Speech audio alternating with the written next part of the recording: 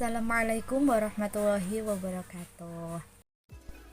Halo teman-teman, perkenalkan nama saya Manfatul Khairiyah dari Prodi PPMI Unigiri Bojonegoro. Saya masih semester 1. Nah, di sini saya akan memenuhi syarat UAS dari Ibu Dewi Nisfatul Fitria MPD. Nah, di sini saya akan memaparkan 5 materi.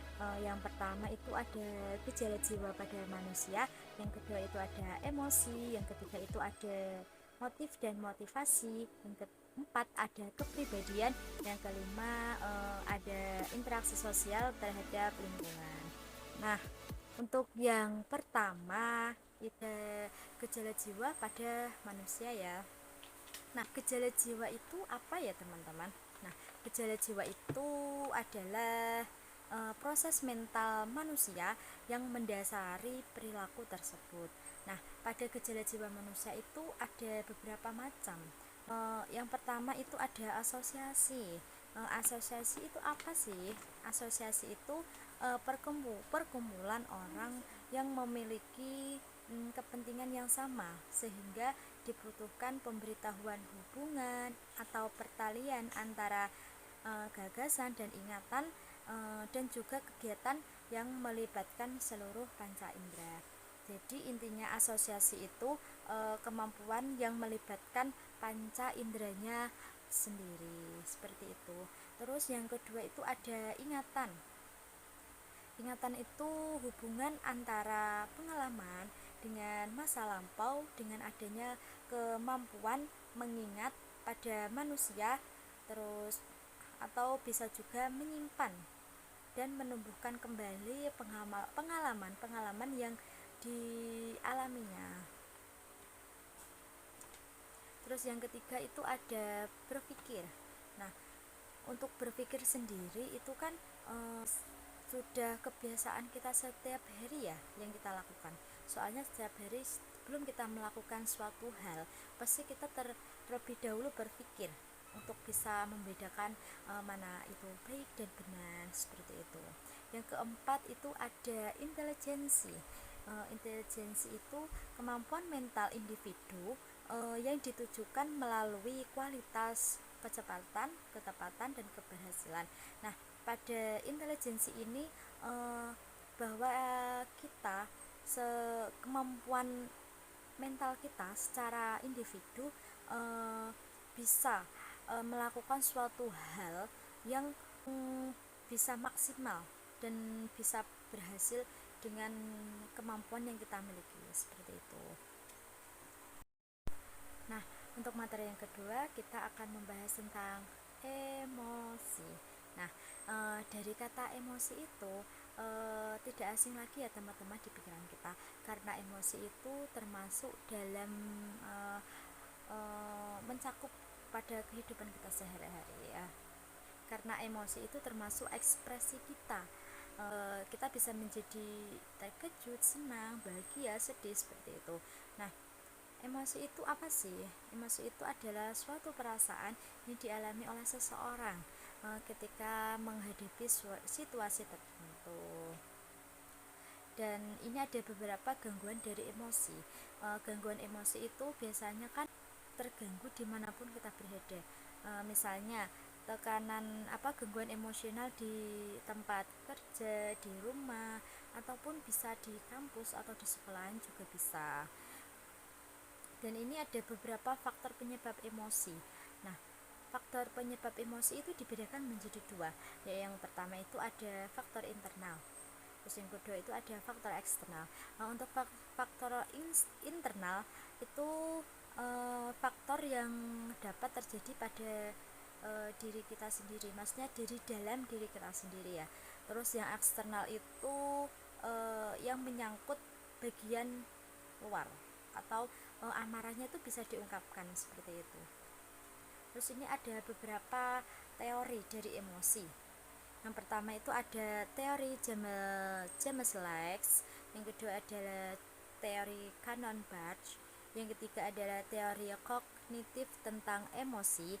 Yang keempat itu ada teori emosi dan motivasi. Ketika kita emosi, perubahan tubuh kita itu bisa menyebabkan wajah kita tuh memerah dan nafas tidak terkendali.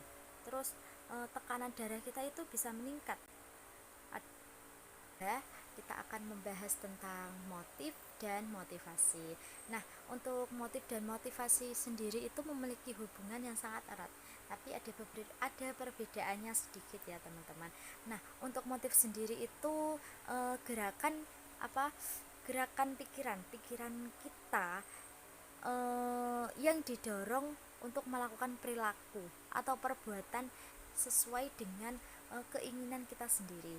Sedangkan motivasi itu dorongan dari seseorang untuk kita agar bisa melakukan suatu hal yang ingin kita capai, seperti itu. Nah, dari motif sendiri itu ada beberapa teori-teorinya. Ada teori insting, ada teori dorongan, ada teori anstribusi, ada teori harapan, ada teori aktualisasi diri, ada lagi teori motif berprestasi. Nah, dari contoh motif sendiri itu seperti seseorang mahasiswa yang rajin, yang tekun, memiliki motif agar bisa memiliki nilai yang baik. Kita harus apa? Kita harus belajar dengan rajin, dengan tekun agar kita bisa mendapatkan nilai yang baik, seperti itu. Itu kalau motif itu dorongan dari diri kita sendiri, seperti itu. Nah, ini ada tujuan motif. Tujuan motif itu untuk melakukan suatu hal sehingga dapat memperoleh hasil atau tujuan tertentu atau tujuan yang kita inginkan, seperti itu. Untuk motivasi sendiri itu ada dua macamnya ya teman-teman. Yang pertama itu ada motivasi intrinsik, yang kedua itu ada motivasi ekstrinsik. Untuk motivasi intrinsic itu dorongan dari diri kita sendiri. Untuk ekstrinsik itu dari orang lain, dari luar, seperti itu.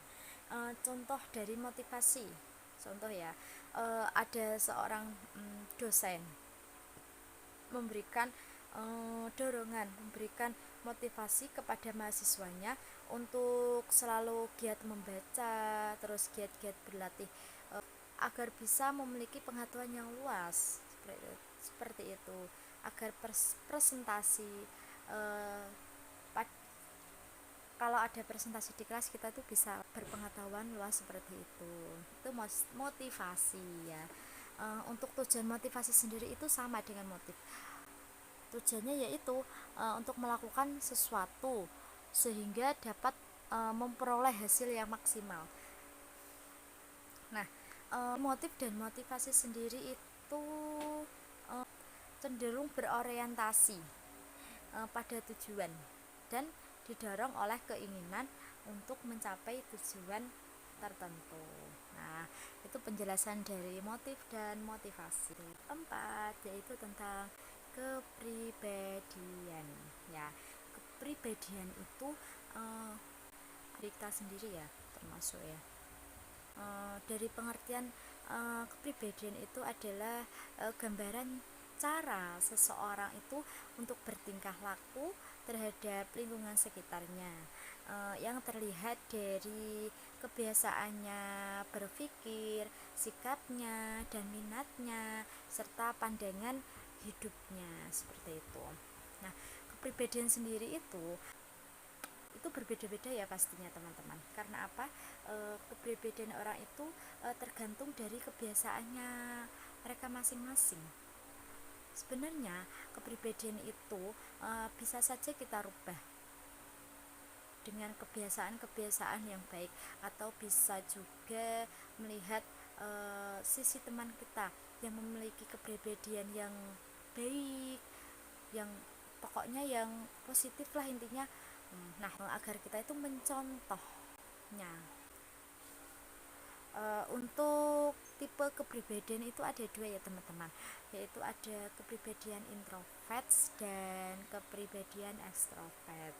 Untuk kepribadian introvert itu kepribadian yang memiliki pemahaman yang baik terhadap dunia luar dari dalam diri sendiri, dari dirinya sendiri ya. Orang introvert itu biasanya tuh orangnya pemalu, terus jarang omong, orangnya tuh tertutup pada siapapun. uh, ya ada sih terbuka, tapi dengan orang-orang yang tertentu, dengan orang-orang yang dia percayai seperti itu. Orang introvert itu memiliki segi positifnya juga ya teman-teman, gitu. Sepertinya seperti orang-orang di sekitarnya pingin terbuka lebar, los umpamanya kayak gitu terhadap temannya, tetapi dari kebiasaannya itu loh, dia itu malu gitu, jadi orangnya tuh tertutup. Nah, untuk kepribadian, dan ini ada problem kepribadian.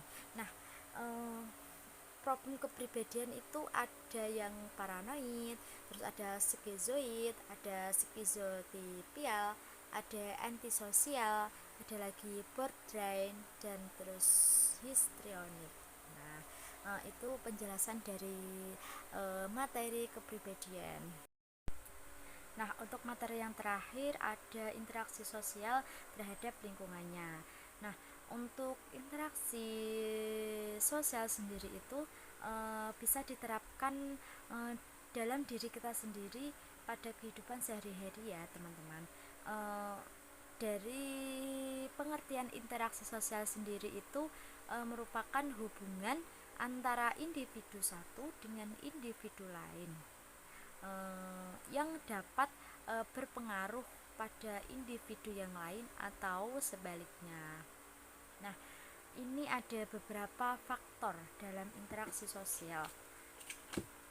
Yang pertama ada imitasi. Nah, imitasi itu apa sih? Imitasi itu seseorang yang menirukan, mengikuti perilaku orang lain, penampilan orang lain, gaya hidup orang lain, seperti itu. Contoh dari imitasi itu ketika kita mengidolakan seorang artis, sampai kita itu terobsesi dengan pakaian artis tersebut, sehingga kita menirukan gaya cara berpakaian artis tersebut. Terus yang kedua itu ada sugesti.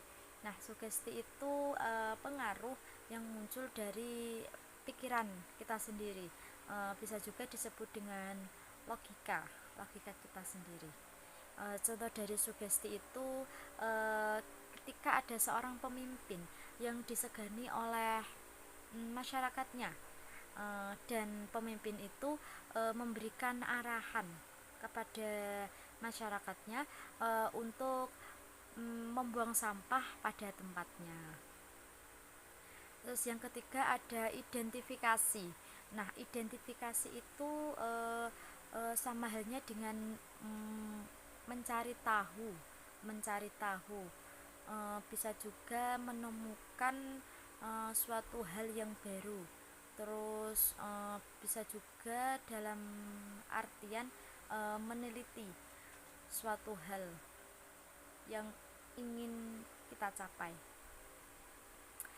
Contoh dari identifikasi itu sama halnya dengan contoh dari imitasi ya teman-teman.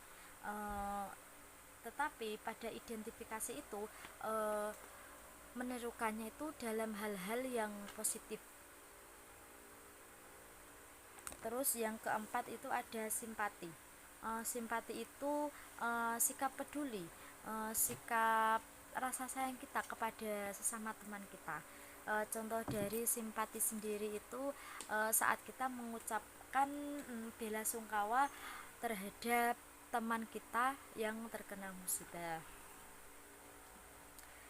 Dan ini ada beberapa macam-macam dari interaksi sosial. Yang pertama ada interaksi sosial individu dengan individu, ada interaksi sosial individu dengan kelompok, ada interaksi sosial kelompok dan kelompok. Nah, untuk interaksi sosial individu dengan individu itu contohnya seperti halnya diri kita sendiri meminta bantuan kepada orang lain, meminta bantuan terhadap teman sebangku kita, seperti itu. Untuk interaksi sosial individu dengan kelompok itu eh, kita sebagai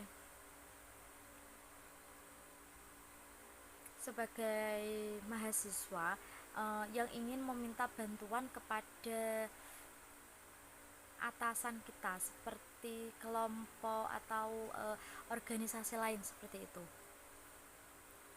Terus yang ketiga ada interaksi sosial kelompok dengan kelompok. Berarti maksudnya itu eh, kelompoknya itu organisasi dari eh, IPPNU dan organisasi dari PMII.